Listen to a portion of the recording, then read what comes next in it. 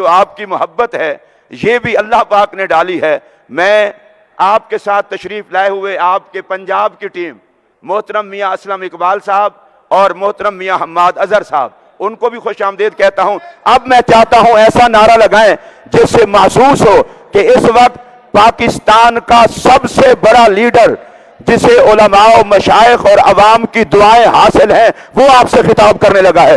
नाराए तकबीर, नाराए रिसालत, नाराए रिसालत, इस्लाम, इस्लाम, पाकिस्तान, मोहतरम जनाब इमरान अहमद खान नियाजी साहिब। बस बस बस। बिस्मिल्लाहिर्रहमानिर्रहीम। अल्लाह तेरी इबादत करते हैं, तेरे से मदद मांगते हैं।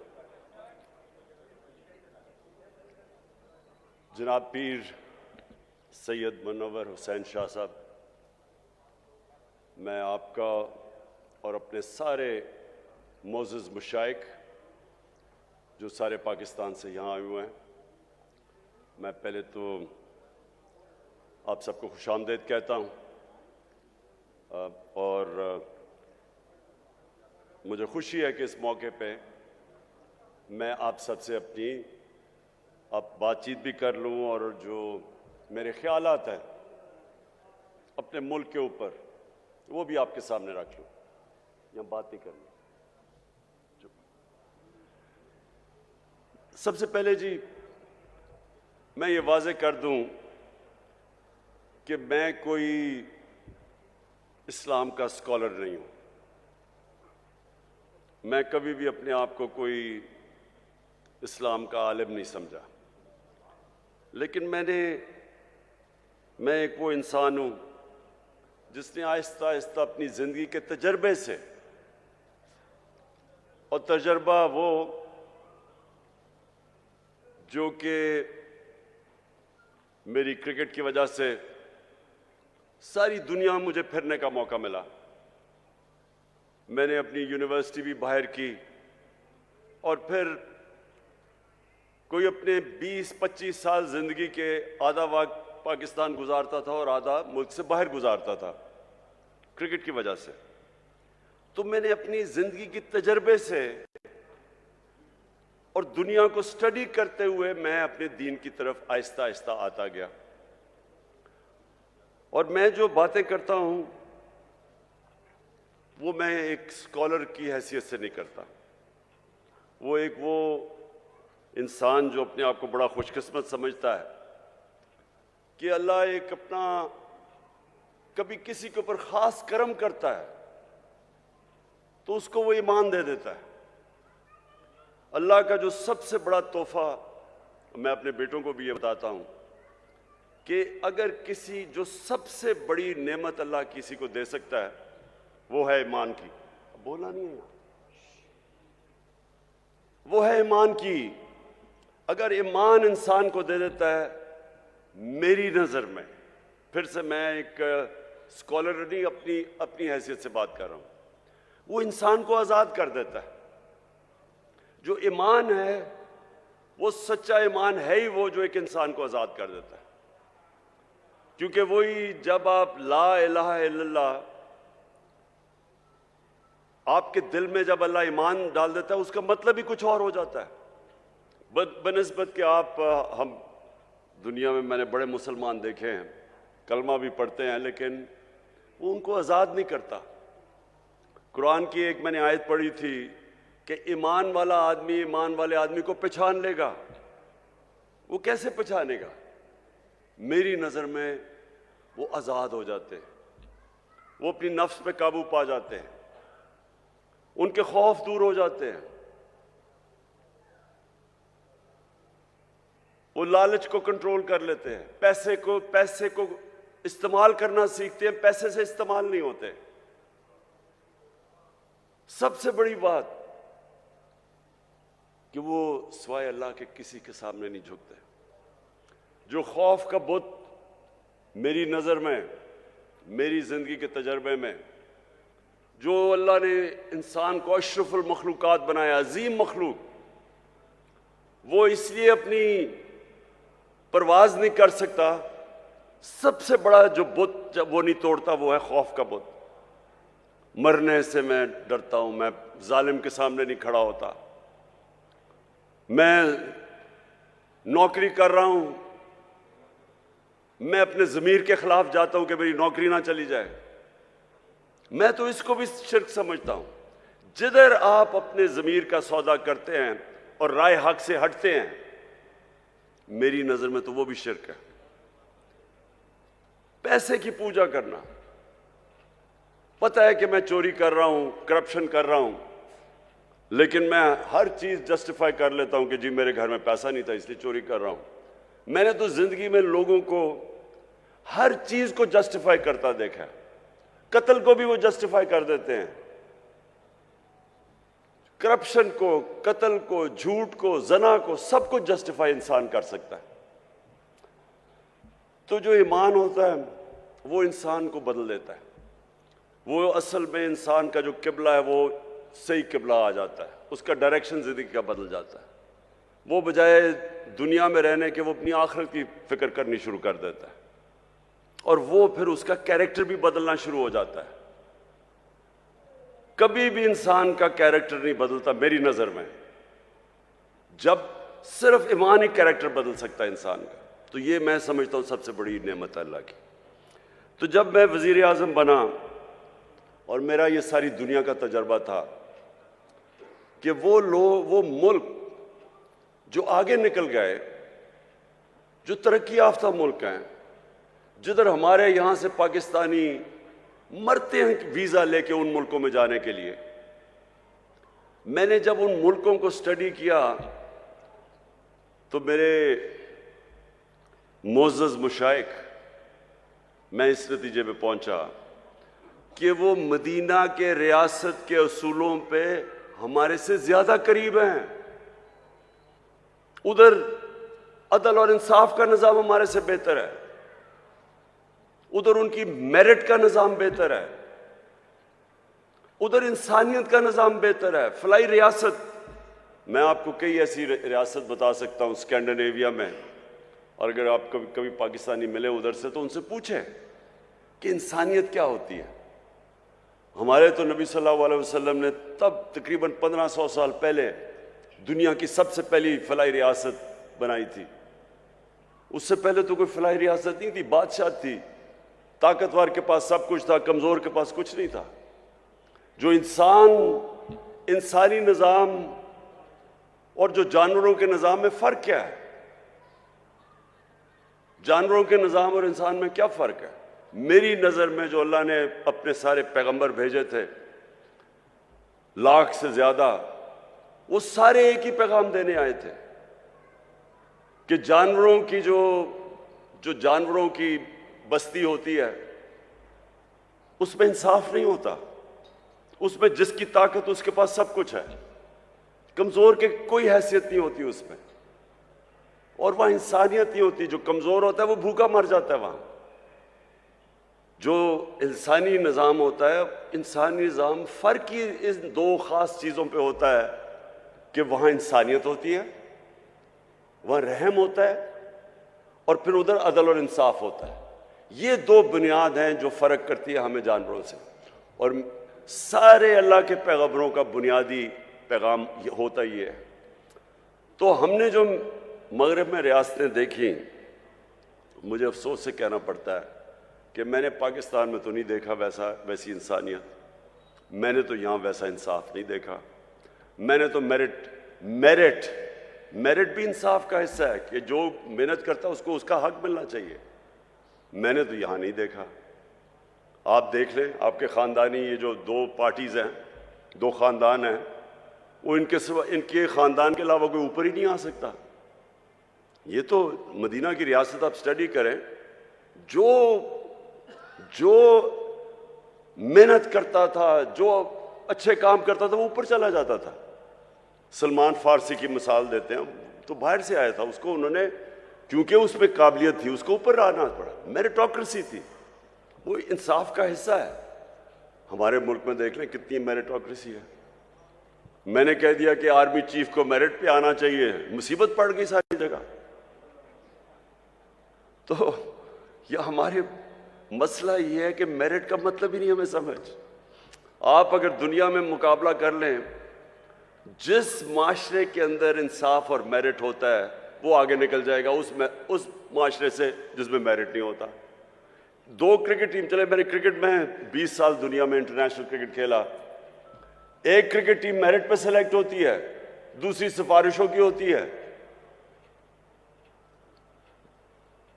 जो मर्जी आप कर ले, मेरिट वाली टीम जीत जाएगी। उसी तरह जिस मुल्क के मेरिट पे इदारे ऊपर आते हैं वो आगे निकल जाएगी। तो सबसे पहले तो इंसाफ, और फिर जो फलाई रियासत, जिधर इंसानियत होती है, जिधर आप अपने कमजोर तबके की फिक्र करते हैं, जिधर आप जिम्मेदारी समझते हैं कि मेरा जो लोग हैं बेचारे, जो निचले तबका है, हमारी स्टेट की जिम्मेदारी उनको तालीम दें, उनके लिए इलाज करें, उनका सेहत का ध्यान रखें, उनकी नौकरियां करें। ये आज आप यूरोप चले जाएं, बरतानिया चले जाएं, आप इन मुल्क को, अली पीछे हो, आप दुनिया में चले जाएं, हर जगह के ऊपर आपको यही नजर आएगा कि बेहतर उनका सिस्टम, सोशल सिक्योरिटी सिस्टम बेहतर है, फलाई रियासतें हैं। वो वहाँ अदालतों में जाओ, वहाँ अदालतों के अंदर कमज़ोर से कमज़ोर आदमी की अदालत के अंदर उनको इंसाफ मिलता है। तो मैं जब मदीना की रियासत की बात की, और पहले नहीं की, जब हमें हुकूमत मिली तब मैंने शुरू किया।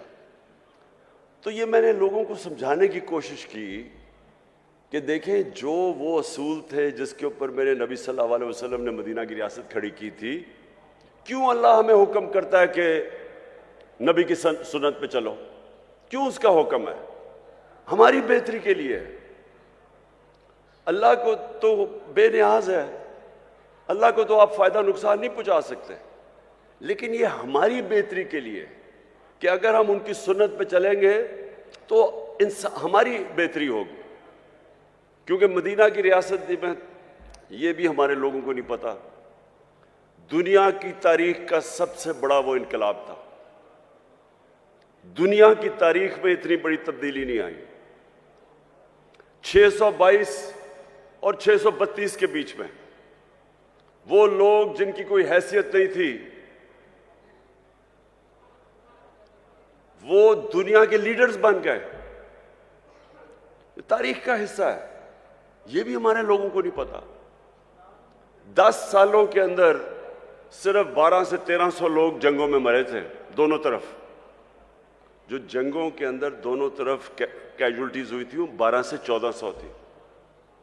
लेकिन उसी टाइम में सारा अरब बदल गया, और वो लोग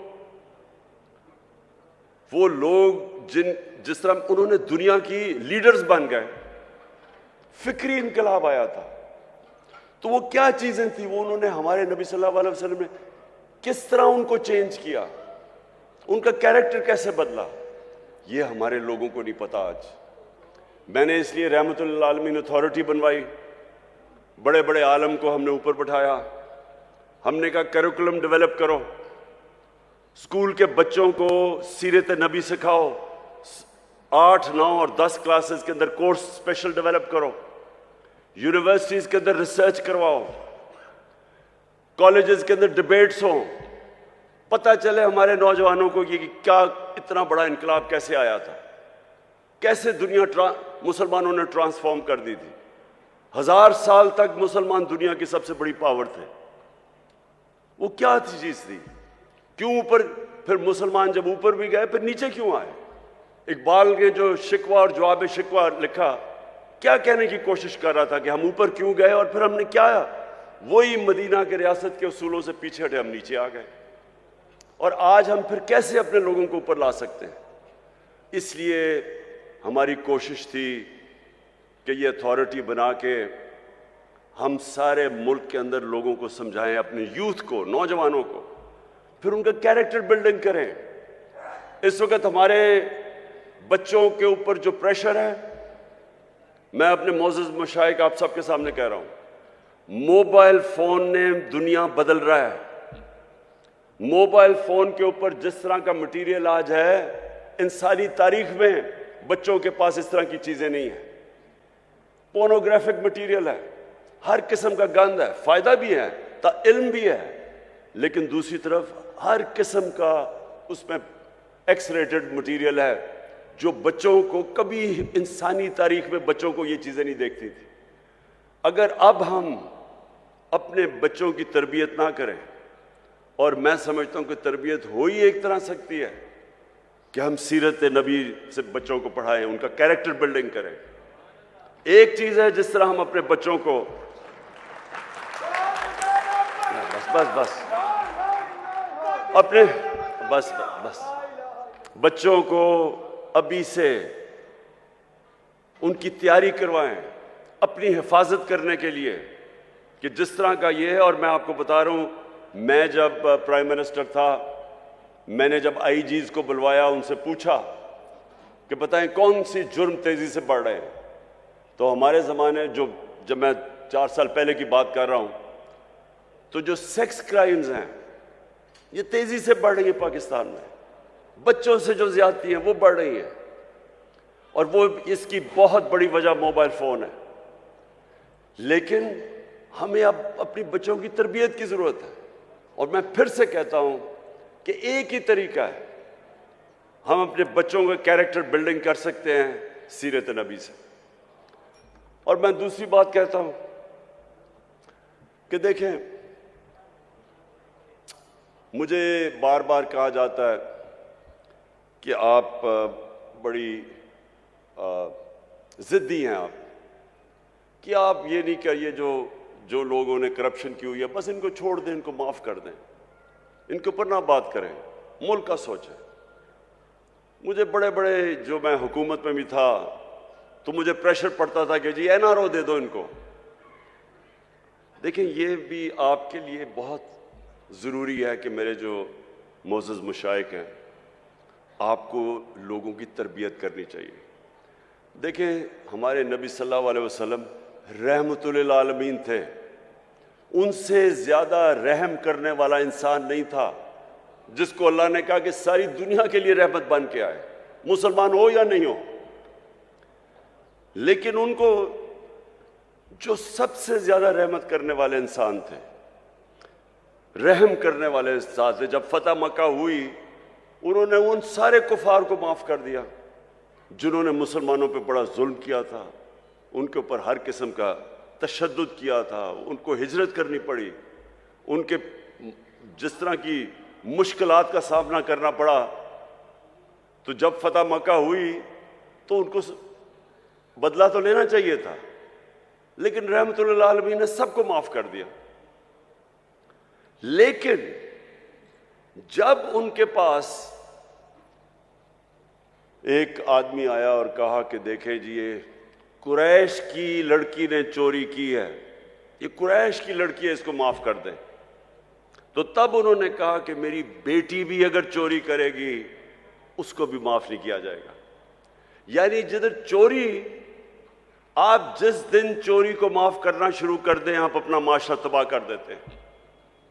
उन्होंने जो उनकी हदीस है, अल्लाह के आखिरी पैगंबर की जो हदीस है, अच्छा, और मुझे ये भी नहीं समझ आती कि ये इसके ऊपर कंट्रोवर्सी क्यों है, जब कुरान में वाज़े लिखा गया है कि नबी सल्लल्लाहु अलैहि वसल्लम अल्लाह के आखिरी पैगंबर हैं, तो इसके ऊपर डिबेट क्यों है? जो नहीं मानता वो मुसलमान ही नहीं है। इस पे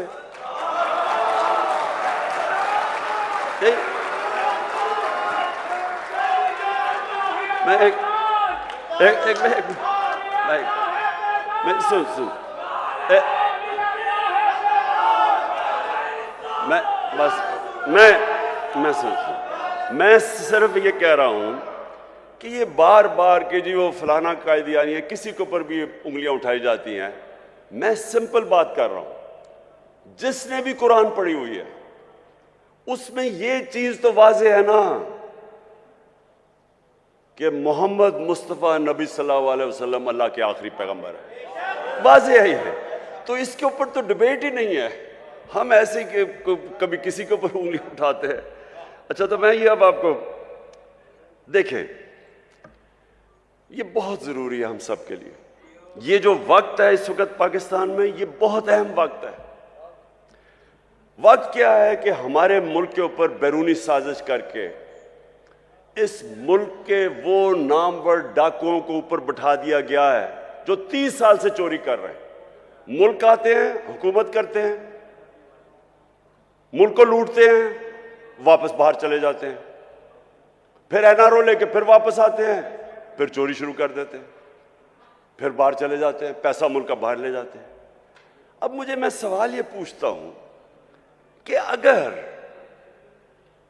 एक बहसियत माशरा हम इस जुल्म और नाइंसाफी के खिलाफ अपनी आवाज बुलंद नहीं करते और इसका मुकाबला नहीं करते, हमारे और भेड़ बकरियों में कोई फर्क नहीं है। इससे बड़ा जुल्म क्या है? चोरी। आप ये ऐसे है कि आपके घर में कोई चोरी करे, चोरी करके चला जाए और थोड़ी देर बाद के जी मेरी चोरी माफ कर दो। कौन करेगा? आपका कोई घर लूट के जाए, माफ करेंगे उसको? कहेंगे पहले पैसे वापस करो। तो करप्शन तो मुल्क का पैसा चोरी है। वो जो सारे अवाम का, जो स्कूलों पे, अस्पतालों पे, जो हर चीज अवाम की सहूलतों के लिए पैसा, वो चोरी करके बाहर ले जाते हैं और फिर थोड़ी देर बाद कहते जी इसको माफ कर दो। और जब इमरान खान नहीं मानता तो कहते बड़ा जिद्दी है, भाई मेरा अपना पैसा होता शायद मैं माफी कर देता इन चोरों को, लेकिन अवाम का पैसा है ये, या गुर्बत है, लोग भूखे मर रहे हैं, 5 करोड़ पाकिस्तानी 2 वक्त की रोटी नहीं खा सकते, उनका पैसा चोरी करके तुम बाहर चले जाओ और फिर आके कहोगे जी अब इनको एनआरओ दे दो। देखिए ये मुल्क का मसला है। मेरे नबी सल्लल्लाहु अलैहि वसल्लम ने वाज़ेह तौर पे कहा कि जो कौम छोटे चोरों को जेल में डाल देती है और बड़े डाकुओं को माफ कर देती है, एनआरओ कर देती है, नहीं पकड़ती, वो कौम तबाह हो जाती है। आज आप कोई गरीब मुल्क में चले जाएं, क्योंकि मैंने सारी दुनिया देखी है, किसी गरीब मुल्क में चले जाएं, गुर्बत का असल वजह ये क्या है? वहां ताकतवर कानून से ऊपर है, कमजोर जेलों में जाता है। अब किसी मुल्क में चले जाएं, नाइजीरिया तेल के जखीरे पे बैठा हुआ है, सबसे ज्यादा जो तेल है वो नाइजीरिया के अंदर है, वहां गरीबों की फौज है। वहां क्यों गुर्बत है? क्योंकि उनके भी ऊपर लोग बैठ के पैसा चोरी करके मुल्क से पैसा बाहर लेके जा रहे हैं। स्विट्जरलैंड चले जाएं, स्विट्जरलैंड में कोई वसाइल ही नहीं है। हमारे जो शुमाली इलाके हैं, नॉर्दर्न एरियाज, स्विट्जरलैंड से दुगने बड़े साइज में और स्विट्जरलैंड से बहुत ज्यादा खूबसूरत है।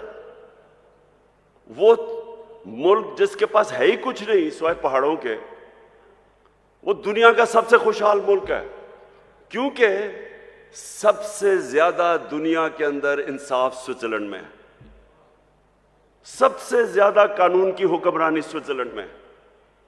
किसी ताकतवर की जरूरत नहीं है कि मुल्क का पैसा चोरी करके बाहर चला जाए। किसी ताकतवर का जरूरत है कि किसी की जमीन पे कब्जा कर ले या किसी के घर पे कब्जा कर ले। कानून है, इंसाफ है। हजरत अली रज़ी अल्लाह ताला ने फरमाया था कि कुफर का निजाम चल जाएगा लेकिन नाइंसाफी और जुल्म का निजाम नहीं चल सकता। हमारा ये मसला है आज। यहां कोई वसाइल की कमी नहीं है। ये अल्लाह ने हर किस्म की इस मुल्क को नेमत दी है, लेकिन ये मुल्क तब तक नहीं चलेगा जब तक हम मिलके अपने मुल्क को उन असूलों की तरफ लेके जाएं जिसके ऊपर मदीना की रियासत को खड़ा किया था मेरे नबी ने। तो मैं आप मुशाइख, मोअज़्ज़ज़ मुशाइख, मैं ये चाहता हूं कि आप ये मेरे साथ मिलके ये मुल्क की हकीकी आज़ादी के लिए जहाद लड़ें। अब बस बस बस बस बस बस बस बस बस बस मैं ये पीर मुनव्वर साहब,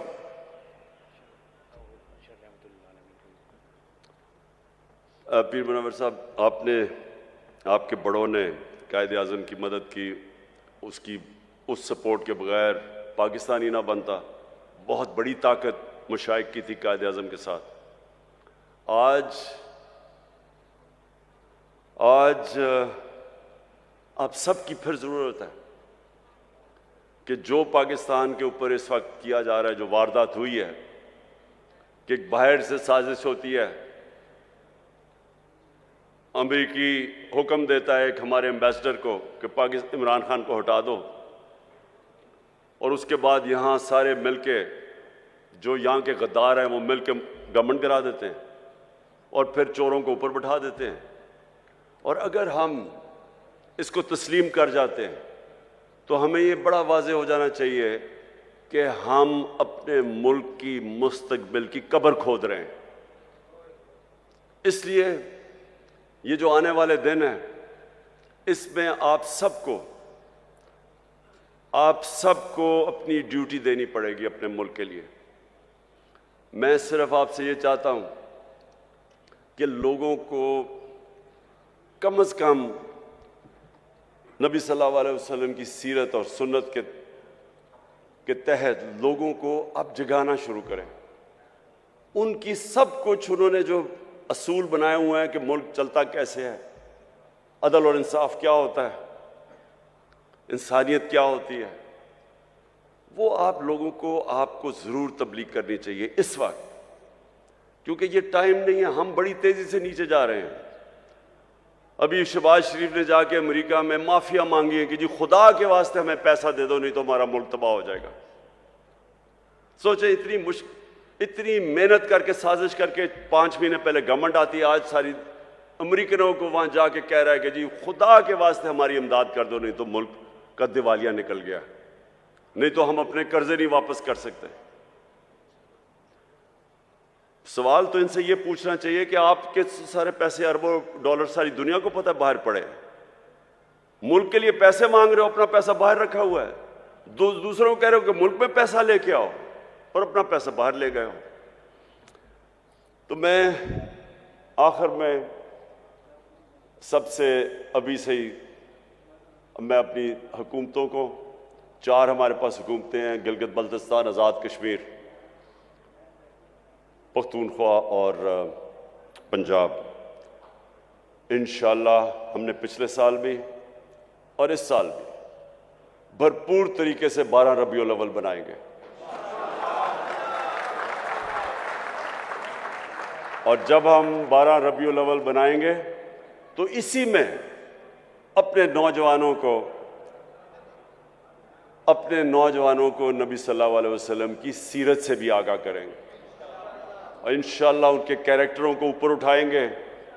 और वो मैं एक दिन ख्वाब देखता हूं कि वो वक्त आएगा जब पाकिस्तानी दुनिया में जाएंगे तो जिस तरह एक दफ़ा एक वक्त ऐसा था कि इंडोनेशिया और मलेशिया में मुसलमान ताजर जब गए तो लोगों ने उनका किरदार देख के, मुसलमान ताजरों का किरदार देख के लोग मुसलमान हो गए।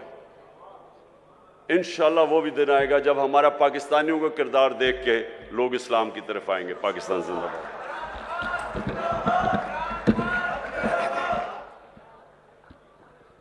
मैं पीर सैयद मुनव्वर हुसैन शाह साहब किबला से गुजारिश करूंगा दुआ फरमा दें। हजरत किबला पीर सैयद मुनव्वर हुसैन शाह साहब दुआ फरमाते हैं। अल्लाहुम्मा सल्ली अला आमीन। दुआ सय्यदना फरमा दें। मौलाना मुहम्मद व अला आलि सय्यदना